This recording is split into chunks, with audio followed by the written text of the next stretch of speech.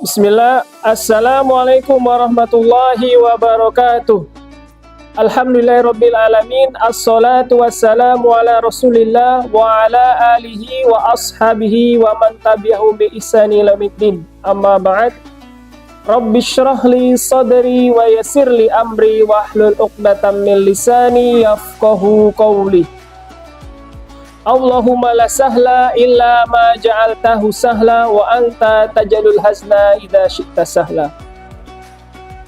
Rabbi zidna ilman warzuqna fahman. Sahabat Ramadan yang dimuliakan oleh Allah Subhanahu wa taala, pada hari ini kita akan membahas keutamaan kalimat thayyibah.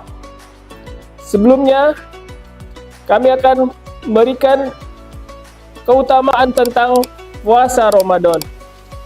Man shoma Ramadana imanan wahtisaban ghufira lahu ma taqaddama min dzambi.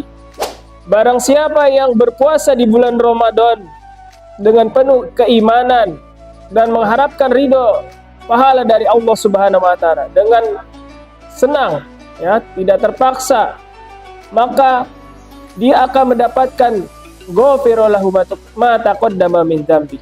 Akan diampuni dosa-dosanya yang telah lalu. Hadis riwayat Bukhari dan Muslim.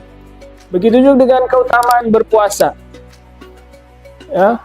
Kullu amalin ibnu Adam lahu illa siyaman fa innahu li wa ana ajzi bihi. Setiap amalan anak Adam itu untuk dirinya kecuali puasa. Ya. Puasa untuk Allah. Ya, sesungguhnya puasa itu untukku, kata Allah, dan aku yang membalasnya. Ya, kita tahu bahwa pahala sholat itu, ya, berapa derajat diberitahukan. Kemudian pahala yang ibadah lainnya juga diberitahukan. Tapi puasa tidak disebutkan karena pahalanya bisa tanpa batas di sisi oleh Allah Subhanahu wa taala. Baik, kita akan membacakan sebuah ayat dalam kalimat thayyibah. Alam taro kaifa daraballahu masalan kalimatan thayyibatan kasajaratin thayyibah asluha sabitu wa far'uha fis sama tu'ti ukulaha kulli hinin bi izni rabbiha yadribullahu al-amsala lin-nasi la'allahum yatazakkarun. Tidakkah kamu perhatikan bagaimana Allah membuat perumpamaan kalimat yang baik seperti pohon yang baik, akarnya teguh, cabangnya menjulang ke langit. Pohon itu memberikan buahnya kepada setiap musim dengan seizin Tuhannya. Allah membuat perumpamaan itu supaya manusia selalu ingat. Surat Ibrahim ayat 24-25. Dalam tafsir disebutkan masalan kalimatan thayyibah, yaitu adalah syahadat la ilaha illallah. Kasajaratin thayyibah adalah pohon. Pohon yang baik itu seperti seorang mukmin. Asluha sabitu, yaitu adalah kalimat la ilaha illallah yang terdapat dalam hati seorang muslim. Wa far'uha fis sama, yaitu amalan seorang muslim yang diangkat oleh Allah ke langit. Ya, jadi seorang muslim adalah dia dalam hatinya terpatri kalimat la ilaha illallah, ya.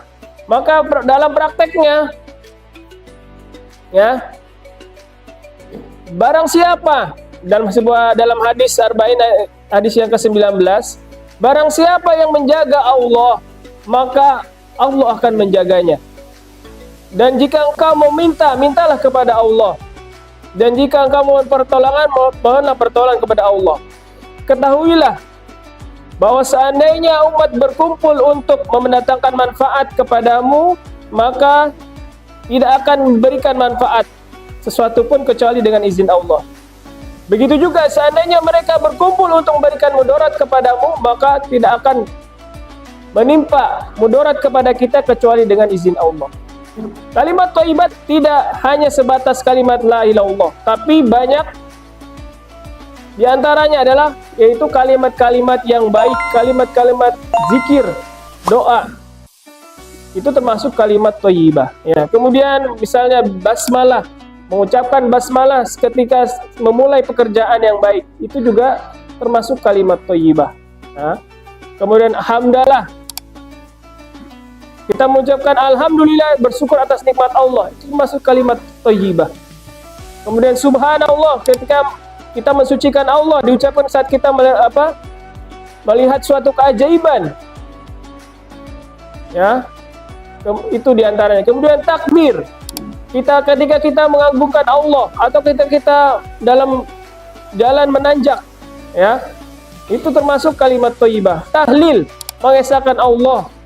Ya, ketika kita dalam ketakutan, kita mengucapkan la ilaha illallah. Itu juga termasuk kalimat thayyibah. Istighfar, memohon ampun kepada Allah. Kemudian ta'awud, mohon perlindungan kepada Allah ketika kita merasa diganggu oleh setan. Ya, auzubillahi minasyaitonirrajim.